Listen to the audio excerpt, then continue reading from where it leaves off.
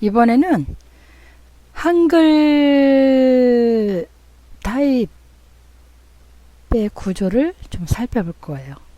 네, 영문처럼 한글도 이제 여러 가지 그 구조에 대한 명칭이 있어요.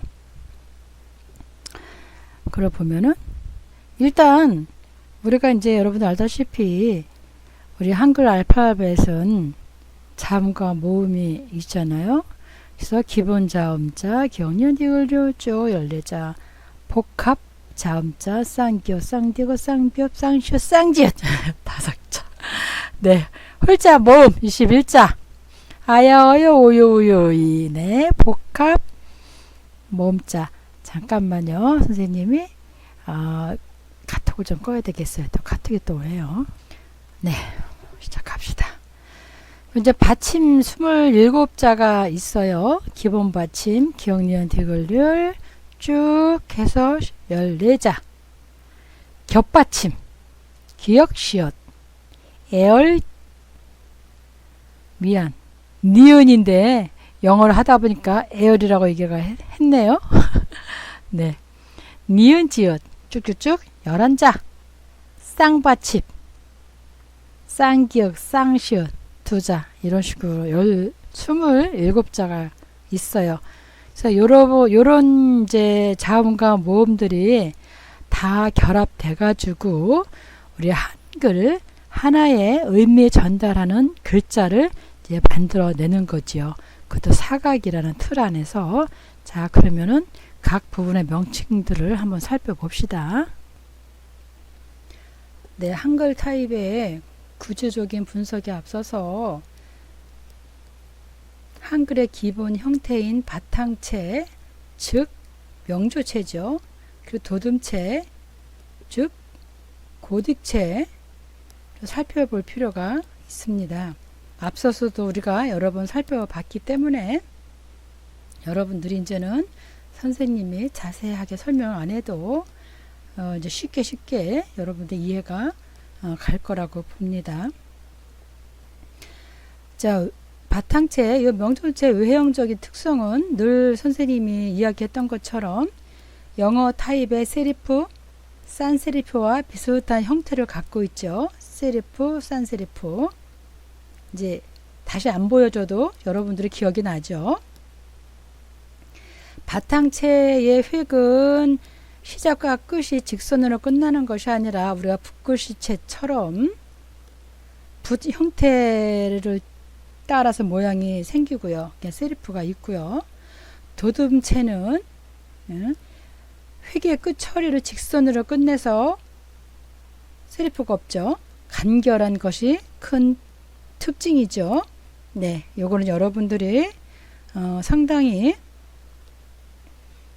암기가 이제 여러 번 했기 때문에 암기가 잘 됐을 거라고 봅니다. 처음에 말씀드린 것처럼 도둠체는 이제 고딕체인데 고딕체는 알파벳 글꼴 이름에서 유래되어서 일본에 전해진 것이 그대로 우리나라에 도입되어 있기 때문에 우리말로 도둠체라고 나름대로 고유한 이름을 찾아서 다시 우리가 이제 붙였다고 얘기를 했어요. 네. 그러면은 요것만 볼까요? 도둠체는 바탕체보다 가독성은 떨어지기 때문에 우리가 본문보다는 제목, 돋보임용으로 많이 쓴다고 그랬고요. 또 바탕체는 우리가 바탕이잖아요. 그야말로. 네. 그래서 해서체를 기본으로 하기 때문에 우리가 가독성이 고딕체보단 도둠체보다 뛰어나다고 그렇게 얘기를 했는데 사실은 도둠체를 더 많이 쓰고 있어요. 현대적인 감각과 또 이것도 이렇게 디지털 소체를 봤을 때는 그렇게 가독성이 떨어지지는 않는다고 봐요. 우리가 지금 볼 때는 바탕체가 시원스럽게 여백도 많고 잘 익혀지지만 도둠체도 일반적으로 많이 쓰죠.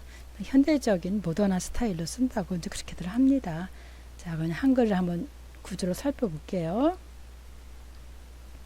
자, 한글도 이렇게 하나하나 획마다 이름이 있어요. 여기 꼭지, 히읗 맨 위에 있는 거는 여기 꼭지라고 그래요.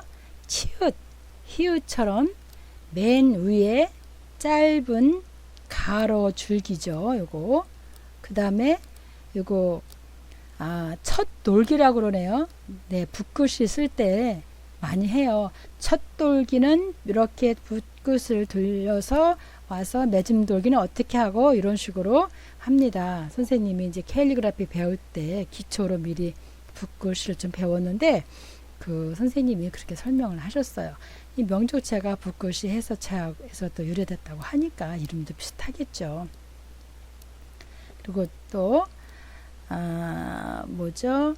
매줌돌기, 첫돌기, 매줌돌기. 붓글에서는 그 끝이 갔다가 다시 살짝 돌리면서 끝내요.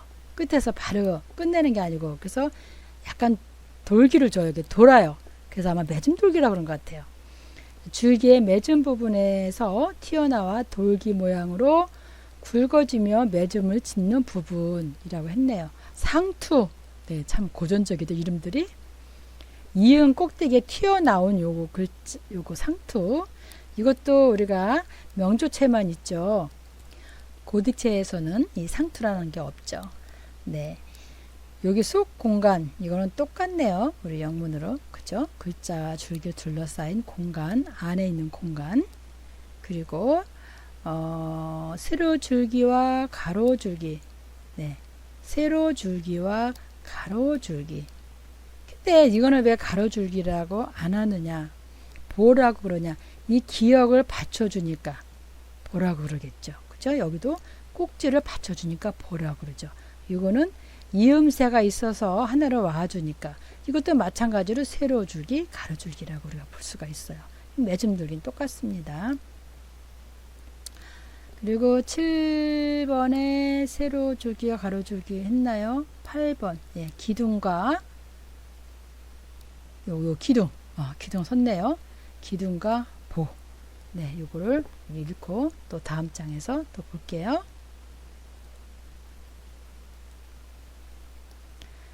이제 이음줄기라고 있어요. 니은을 쓸 때 우리가 한 번에 이렇게 이어서 쓰죠. 두 번에 쓰지는 않잖아요. 그러죠? 그래서 이음줄기. 요건 겉줄기. 예, 기둥에서 겉에. 안으로 있으면 안줄기라고 그럴까요? 한번 봅시다. 이따가 뒷장에. 자, 곁줄기. 곁줄기. 이은다고 이업줄기. 곁다리 꼈다고 곁줄기인가요?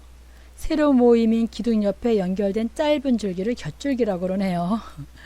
네. 11번 덧줄기.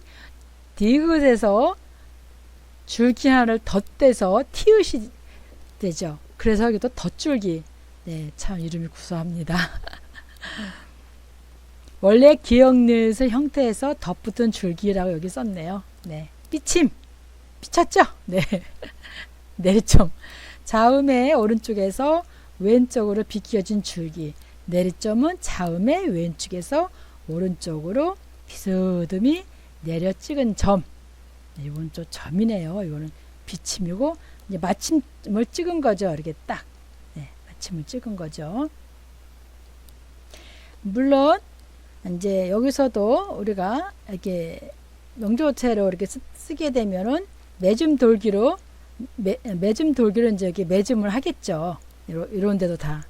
이건 이제 매줌 돌기가 없으니까 그건 이제 없는 게 아니고 그 글자 타입이 아니기 때문에 여기서 설명이 없는 거예요.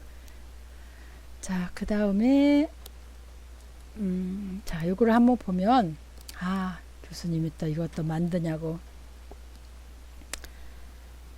이제 한자 보면 가로 모임이래요. 이게 히읗과 아와 에얼이 가로로 모였다고 그래야 돼. 선생님 좀 이해가 안 가는 게 니은이 없고 하만 있어요. 가로 모임 같은데 니은까지 받침이 있는 걸 가로 모임이라고 하네요.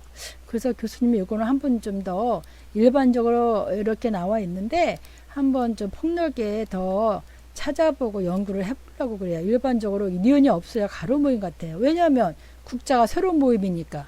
그쵸? 네. 그래서 좀 이렇게 자음과 모음만 써서 그렇게 얘기하나 싶기도 하고, 아무튼 고은 선생님이 일반적으로 이렇게 한자 같이 이런 글자를 가름 모음이라고 하니까 지금도 선생님이 그렇게 사용을 하고 있습니다만, 한번 힘들게 선생님 알아보도록 하겠습니다. 그럼 이 왕은 자, 초성과 오 중성과 또 이응 종성과 아 중성이 다 모였죠. 그래서 섞인 모임이라고 또 그러네요. 이 글자의 그 구조에 대한 명칭을. 그래서 이런 의미에서 본다고 한다면 한자는 요 종성이 받침이 종성이고, 그죠? 아가 중성에는 이것도 중성이라고. 그래서 혹시 섞인 모임이 아닐까 싶어요. 네, 여러분도 한번 고민을 해보세요. 선생님도 고민을 좀 해볼게요. 네, 이건 한번 저는 좀 문제가 있어 보입니다.